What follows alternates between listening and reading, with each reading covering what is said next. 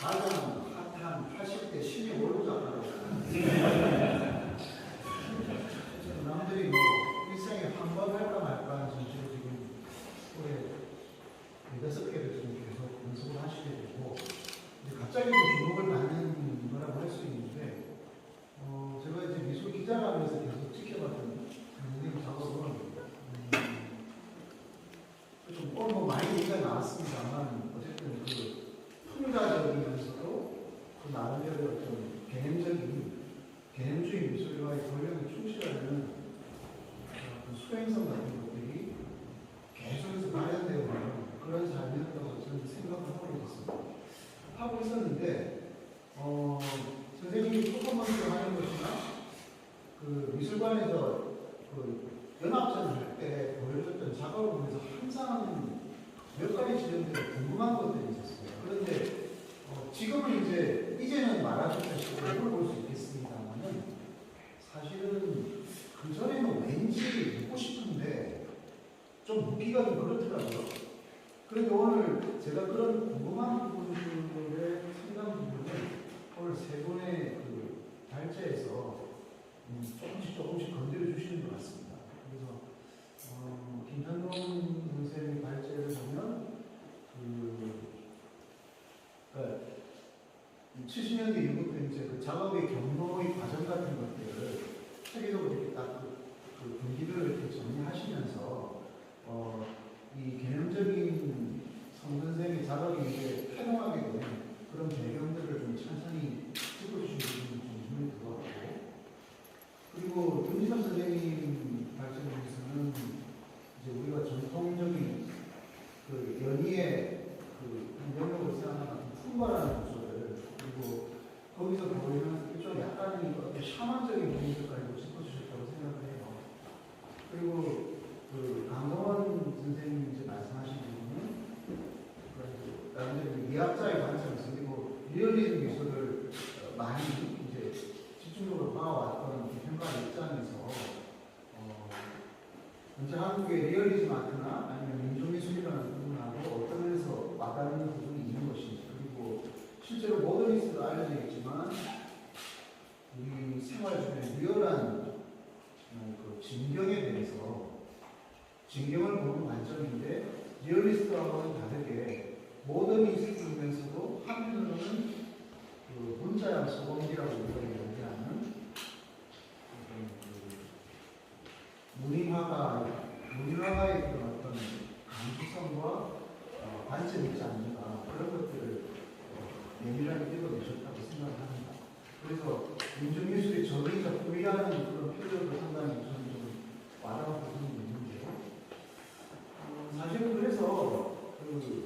제가 오늘 질의를 드리고 싶은 것은 사실 그런 겁니다. 서명현 선생의 작업이 객관적으로 봤을 때는 지금 이건영, 이승태, 그리고 김구림, 여러 우리가 흔히 실험예술이라고 불리는 원래 아티스트들이 계신데요.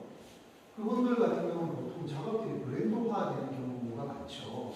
특히 이건영 선생 같은 경우도 상당히 작업의 특징 같은 것도 완전히 브랜드화되는 느낌을 주는데, 선생님도 일단 일관되게 보시는 부분이 있지만 계속 시기별로 작업들이 자기의 삶의 양태에 따라서 바뀌고 이제 다양한 그런 양상으로 표출된다는 거죠.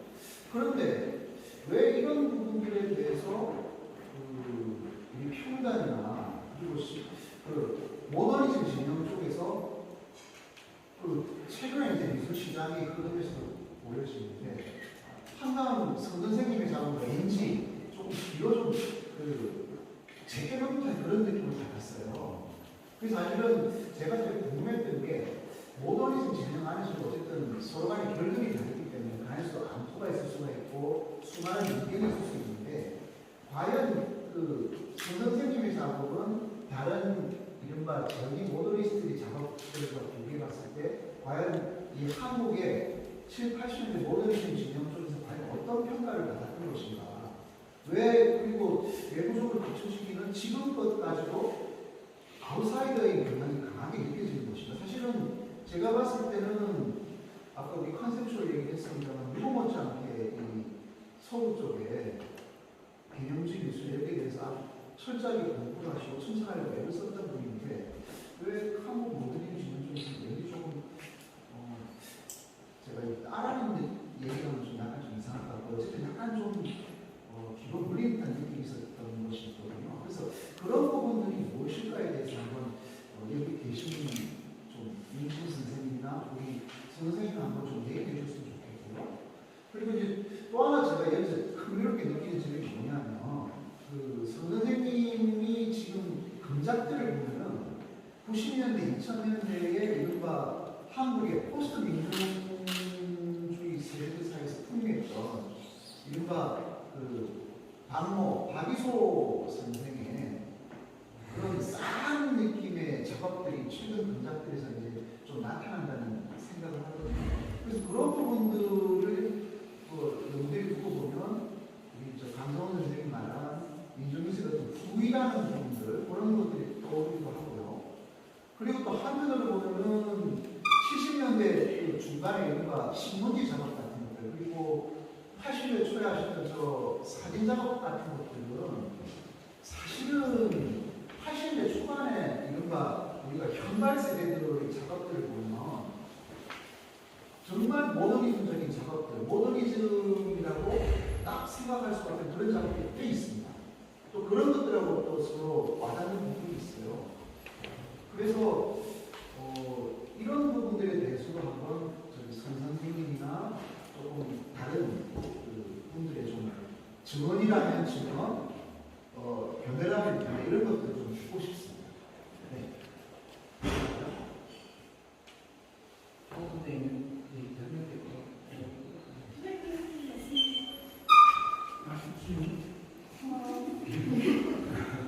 설문은 돼가지고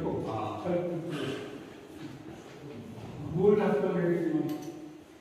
예, 선생님, 저기 조금 크게 말씀을 드리면 네. 70년대부터 지금까지 해왔던 작업에 대해서 같이 작업했던 이른바 뭐 ST그룹이라든가 아니면 모더니즘 진영 쪽에 계신 분들이 선생님 작업에 대해서는 좀 약간 결들이 달랐다고 생각하고 조금 선생님과 약간 미묘한 그런 좀 갈등이나 갭 같은 것들이 많이 있지 않았을까 그런 생각을 하거든요. 그래서 사실은 제가 받은 느낌은 선생님 작업을 조금 뒤로 물리는 듯한 그런 느낌을 받았어요. 그래서 그런 부분들을 선생님은 좀 어떻게 생각하시는 건지 좀 얘기해 주세요. 이런 때를 대비해서 제가 만들어 놓은 단어가 있어요. 그냥 70년대, 80년대 내가 받았던 대접, 그런 것, 대우, 그런 것, 그것에 대해서 내가 만든 단어가 하나 있어요. 우리 보통 업신여기잖아요.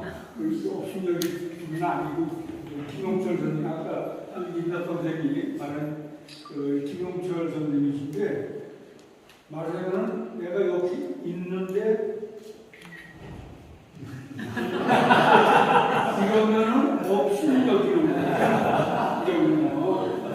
분명히 여기 있어요. 근데 이렇게 한다에 그렇게 업순여김이에요.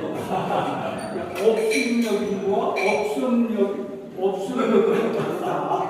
근데 나는 업신여김을 당한 것이 아니고 업순여김을 그런 겁니다. 70년대는 소위 말하는 한국적 모더니스트들에 의해서 업순여김을 당했고 80년대가 돼서 민중미술이 아우성을 치니까 그 아우성에 나는 업순여김을 당했다. 그렇게 말씀드립니다.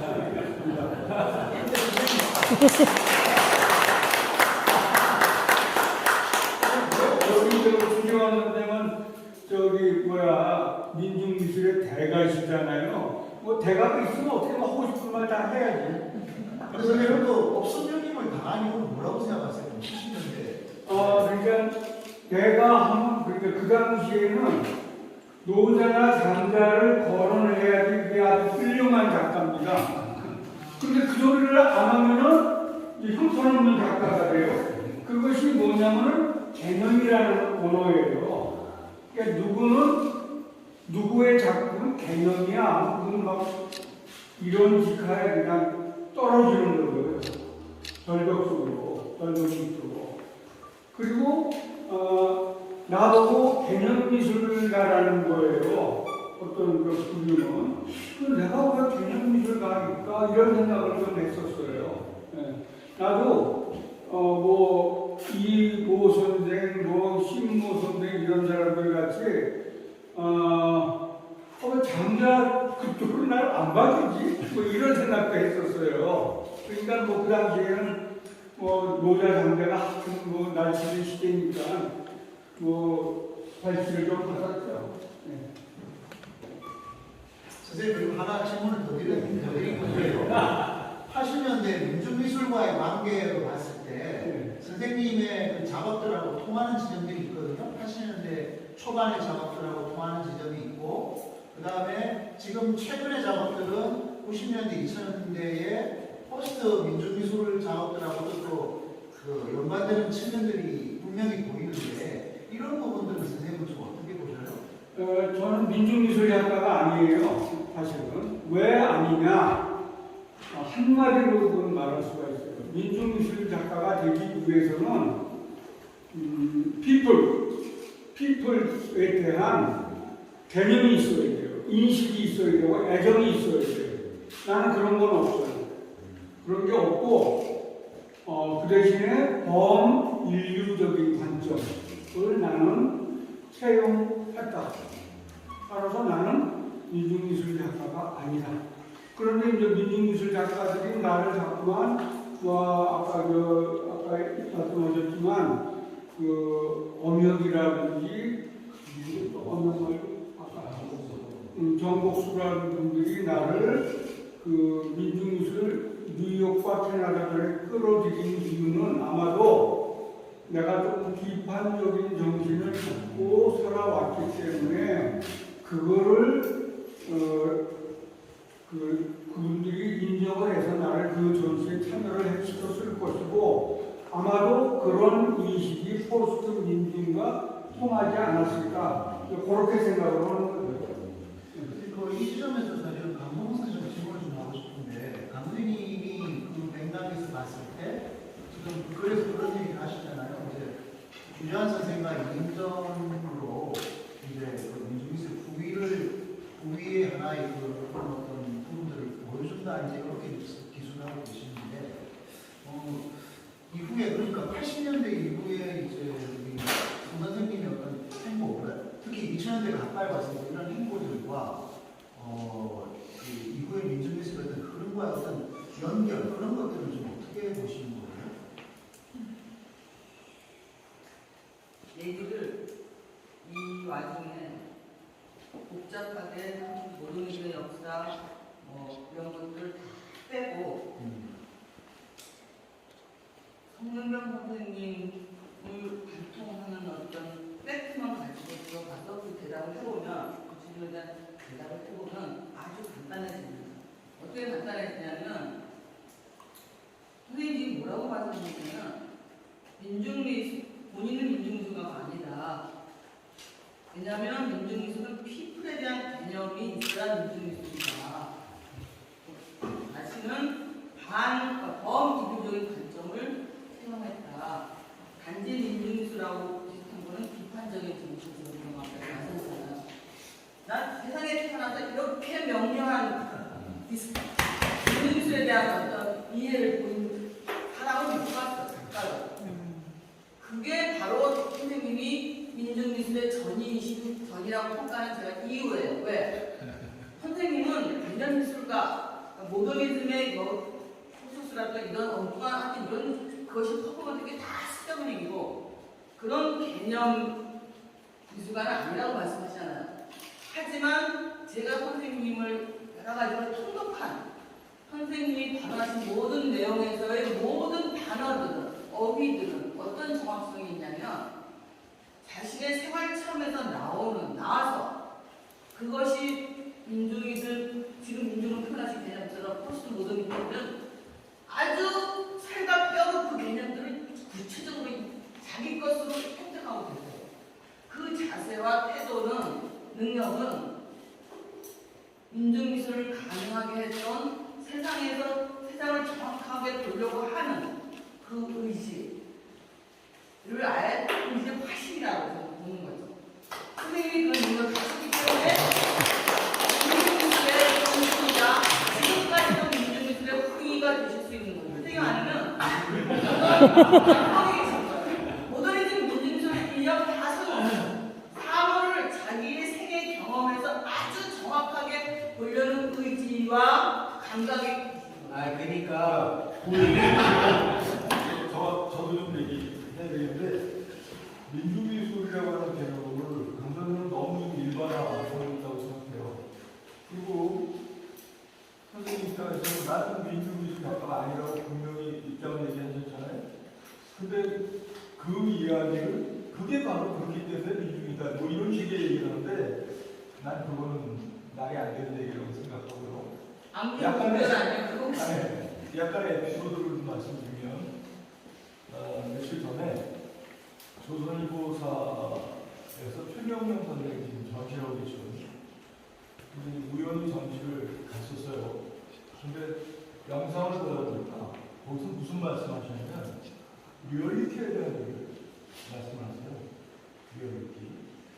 근데 그 리얼리티가 뭐냐면 보이지 않는 것. 그러니까 그리지 않고도 보이지 않는 세계를 만들어낼 수 있는 것. 그것을 이제 나름대로 추구하는 것. 본인은 이제 그것을 리얼리티를 추구하는 것이라고 생각을 하시더라고요. 근데 밖에서 그날 전시장을 간다고 들어갔는데 밖에서는 그 노동자들이 그냥 완전 정복하고 막 데모를 하고 있었어요. 그래서 저는 그런 생각을 해서 나오면서 리얼리티. 저들의 리얼리티는 뭘까? 노동자들의 리얼리티는 뭘까? 그리고 최명영이라는 작가가 이야기하는 리얼리티는 뭘까? 둘 다 리얼리티예요. 근데 지금 이제 저는 아까 내가 발전하면서 언역과 그 친구들이 서울도에서 전시를 했는데 왜 성경을 민중미술 작가 범주에 넣어가지고 전시를 했는지 모르겠다. 그래서 제가 정국수 작가한테 전화를 했어요. 전화를 해서 아니 성경을 민중 작가로 인식하고 기획한 거냐? 아니래. 그건 아니래. 그럼 뭐냐? 그랬더니 민중과 모더니즘이 그렇게 심하게 양분화되어 있는 부분을 좀 흐트러뜨리고 싶어가지고 그런 취지에서 선생님을 초대했다. 근데 너무 오래돼서 기억이 정확치 않다. 이제 그래요. 그래서 저는 선생님을 민중 민중 작가라고 생각하지 않아요. 민중미술 작가라고 생각하지 않아요. 이게 뭐 안기부 관점이니 뭐니 이런 거는 별 문제고. 그래서 물론 사회적인 비판을 하기에 이렇게 늘 하시고 전체적인 작품을 반영하는 부분에도 그게 없지 않지만 그 비판 정신이나 이런 것들은 직설적인 방식이 아니고 우회적으로 또는 뭐 역설적으로 언어 윤리적으로 이렇게 해서 훨씬 더 패급치는 방식으로 현실을 나누고 비판하는 그런 방법을 택하고 계시다고 생각하거든요. 근데 이제 예를 들어서 우리가 물론 민중미술의 스펙트럼도 넓기 때문에 뭐 여러 가지로 얘기할 수 있겠지만 우리가 상식적으로 얘기하는 민중미술이라고 하는 개념 속에는 현실 비판은 굉장히 직설적으로 또 그 소위 얘기하는 뭐 그들이 얘기하는 리얼리티라고 하는 개념으로 그거를 분석을 하고 비판을 하는 거로 생각하잖아요. 근데 사실은 선생님 작품 속에서 과연 그런 부분이 얼마나 있을까를 보면 한번 해도 안 될까요? 정보까지 얘기했습니다. 우리가 보통 민중미술과 모더니즘의 대립이라고 하고 저게 화해할 수 없음에 대해서 안타까워하잖아요. 어떤 진영에서도 바로 이런 아까 지금 민중미술은 이러이러한 거라는 상식적인 생각이 있지 않을까라고 말씀하셨잖아요. 그런 상식이 민중미술을 아주 경직된 것으로 만들고 그래서 송영경 선생님은 절대 민중미술 작가는 아니라고 하는 그런 판단을 하게 하는 거고 그래서 미술계가 그 오랫동안 민중미술과 모더니즘을 구분해서 이거는 여기에 있어야 되고 얘는 여기 있어야 돼서 얘는 합칠 수 없어라고 이때까지 해온 거고 평론가나 미술가나 큐레이터들도 그 상식을 틀어주면 바로 안 믿고 움직이기 때문에 못했던 거라는 뜻입니다. 그러니까 저는 선생님이 송영경 선생님을 민중미술 작가가 아니라고 생각한다. 오케이. 그렇게 생각하실 수 있어요. 제가 받아들이고 이해하고 전혀 거기에 대해 불만이 없고 하지만 그것을 마치 그 자체의 단념을 풀어간다처럼 미술계 전체에 딱 카테고리를 정하고 하는 것 자체가 이미 굉장히 장기 이후의 정치적인 문제를 생각합니다. 그래서 선생님은 그렇게 생각하셔도 되고 그럴 수 있는데 하고만 할게요. 저로서는 제가 이 발제에서 한 것처럼 선생님은 민중미술의 전이자 후인이다. 왜? 선생님은 굉장히 건강한 객관적인 그 사물을 보려는 사고방식을 지녔기 때문이다라는 이유밖에 없어요. 그래서 제가